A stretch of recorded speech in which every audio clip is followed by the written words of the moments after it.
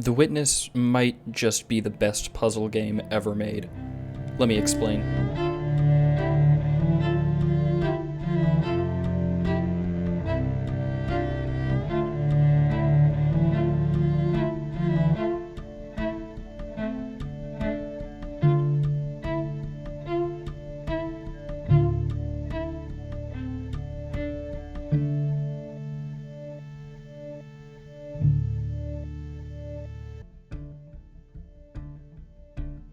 I can't remember when I first heard about The Witness, but I remember the public sentiment surrounding the game when it came out was mixed. IGN rated it a 10 out of 10, but many other reviewers found it to be just alright, if not bad. For this puzzle, you have to imagine where the second line is going to be based on the movements of the first. This moment right here tells you everything you need to know about how bad The Witness is. The Witness was released in 2016, the same year as games like Overwatch, rest in peace, Dark Souls 3, The Witcher, Blood and Wine, Persona 5, and a little game called Pokemon Go. Needless to say, this was an action-packed year for gaming. The Witness was somewhat doomed to be drowned from the start. It had no multiplayer, no action, no combat, not even living things other than plants. What the hell is this garbage? Only one mechanic? Solving puzzles with different gimmicks? It's almost pretentious. A complete time waster of a game. No story, no depth, no complexity, no deeper meaning. I sentence this game to death.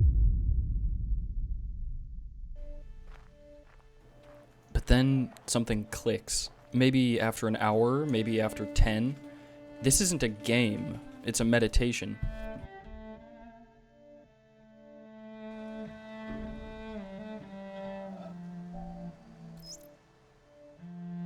In a sense, what modern physics is to the history of Western thought, Zen is to the development of the Eastern worldview, the ultimate refinement of more than 2,000 years of incisive debate, discussion, and critical development.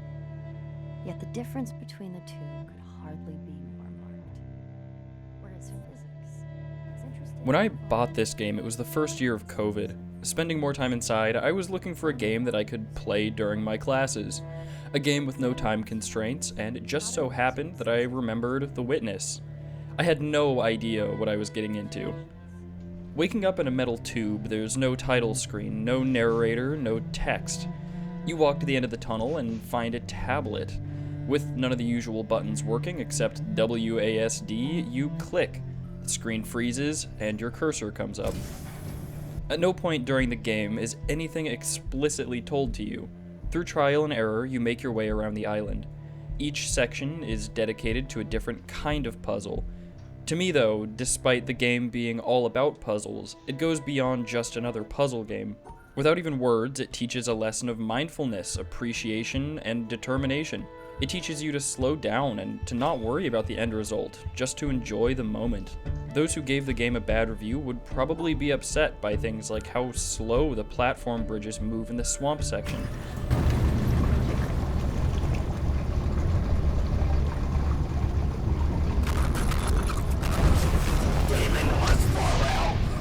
This isn't to say that's bad, it's just people enjoy different things. Once you understand the point of the game, though, you see these slow moments as a deliberate choice by the developers, an opportunity to look around at the beautiful, handcrafted scenery. Somehow, The Witness is the most immersive game I have ever played. In no other game do I feel quite as present as I do here. To enjoy this game to the fullest, it cannot be treated just like any other video game.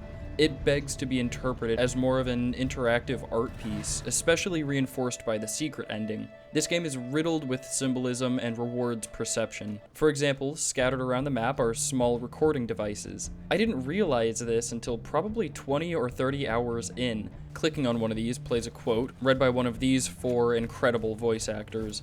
When I found one of these, even if I was in class, I would put my headphones on, turn the volume up, and listen while enjoying my surroundings. Finding these is one of the most rewarding things I have ever done in a video game. This section will get into spoilers for the secret ending and the normal ending of the game. One of the most important things about the world building of The Witness are the statues of the people in the game. You never come face to face with another person. Many of the statues around the island are caught up in some sort of struggle, but many others seem to be peaceful. Often, the more peaceful representations of humans appear to be more blended with the landscape and often take a keen eye to notice. One of the figures that breaks this trend, though, is the shadow of the drowning man outside the bonsai temple. To me, the subtle message is that you should not fight nature or reality and instead approach it understanding that you are a part of nature. An individual, yes, but only as a matter of perspective. I think this is partially why there are only statues on the island. Some have understood this idea and accept their position as part of the world and landscape, while others fight it and drown, so to speak.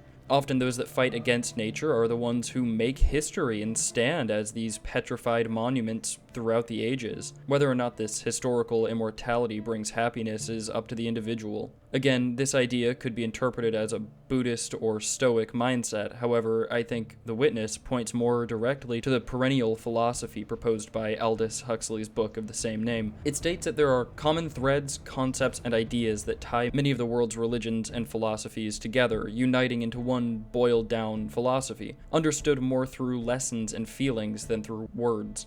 These statues represent a foundational truth of nature, which, while standing in plain sight, is easy to miss. Something that didn't hit me until I saw the secret ending of the game was the importance of circles. Every puzzle starts with one, and in the secret ending, the character seems to have a strange fascination with them, as though he is a character from The Witness transported into the real world. The circle seems to be important as the beginning of things. It represents the source, the Godhead, the unity, and the singularity, that from which all things arise. Every puzzle you solve is, in a sense, an act of creation. Perhaps in the secret ending, the character touches these circles because he sees them as being, in a sense, divine. Given that many of the messages on the recordings are religious quotes, I don't think this is a long shot. To me, this character in the secret ending is supposed to be an inverse reflection of us playing the game. This character wears a bulky headset and explores part of the real world, finding it difficult to interact with things at first, for example, falling and knocking over the pennies. As it goes on, though, he gets better at interacting with his environment. This reflects how we begin playing the game as strangers to the world, not knowing how to interact with things that seem like common sense to the inhabitants of The Witness. Maybe the message here is how difficult different cultures and individuals see the world in different places. Maybe the contrast between the game and the real world represents culture and how different but beneficial it can be to explore. Players who have gotten to this point have learned to fully enter a different frame of mind to solve puzzles. The secret ending gets you to apply that altered frame of mind to the real world. When watching this video, you empathize with the character and are able to see things how he does. For example, looking at these pipes on the exterior of the house got me thinking about solving environmental puzzles in the game, and you can feel that the main character is also thinking the same thing. Or I could be just talking out of my ass, who knows? I just think it's cool that there's so much room for interpretation here. The last thing I want to talk about is the title, The Witness. It seems obvious that we, as the character, are the witness, but what does that mean? Maybe it expresses the idea that in a universe with no free will, we are just observers. Maybe that's all we can be. Even if we don't have free will, at least we can feel like we do and observe and feel. Maybe each of us is just a witness.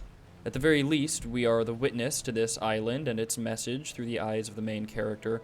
To me, though, I interpret the title to mean that the point of the game is to help us witness what it would be like to have a completely different frame of mind, to have an altered frame of reference when looking at the world. I think that the point of this game, as weird as it sounds, is to expand your consciousness. I realize that I've gotten this far in the video and have barely talked about the puzzles, so I'll say a little bit about them now. They're good. I like them. They're simple maze puzzles that get more and more complicated as you learn what different shapes mean. For example, with these little dots, the line you draw must go through all of them. These black and white squares have to be kept separate, and triangles must have a number of lines bordering the square equal to the number of triangles inside. Some of these puzzles are incredibly challenging, but the nice thing about The Witness is you can go virtually anywhere at any time. If one puzzle is frustrating you, take a break and explore somewhere else on the island. When you come back to that puzzle, it will seem much easier.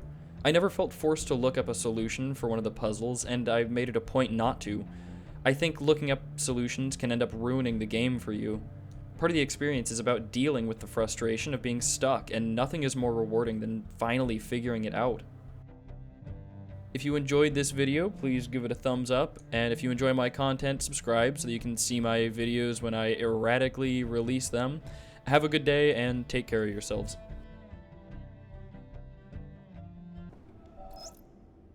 Just reading these well, picking the right takes, placing them. Yeah, I don't think it pays to be too neat.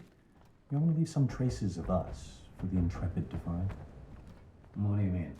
Any visitor to that island is going to hear quite a lot of us, if they poke around. Oh yeah, no, sure, but I mean, showing what's happening behind the scenes a little bit to ensure we keep some authenticity. Because if we get too concerned with saying a bunch of wise things in the least personally revealing way, then we're basically putting up a front, in danger of it becoming a false front. It's a slippery slope, and you know how easily we could slide into pomposity. I mean, nobody wants that, but would we notice if it happened? Or are we too close to the project? Look, I just think if we include some of our interactions, show that we aren't these transcendent, perfect beings, that we get stuck sometimes. We get into arguments or get depressed.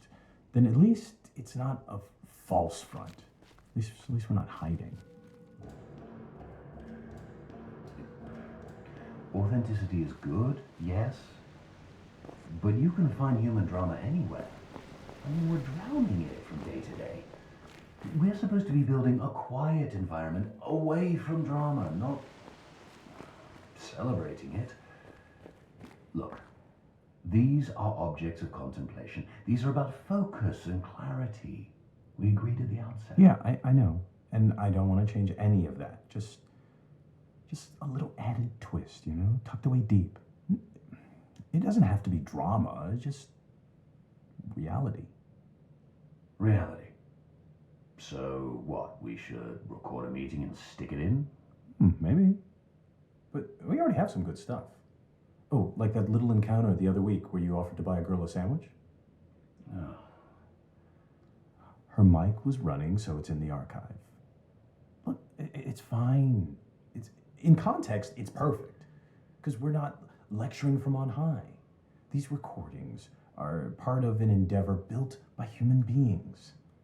And they aspire to truth with a capital T, but we also have to remember that they cannot actually get there. We should be clear to the intrepid that we know this. I think it'll make it better. Okay, sure. We'll at least see how it feels. I mean, on that island, we are going to be in very susceptible states. So, be careful with it. Okay. It seems I get to be the pioneer of being mildly embarrassed. Mm-hmm. Oh, and also, should probably let you know, I'm recording this conversation right now. Oh, come on. No, I'm serious.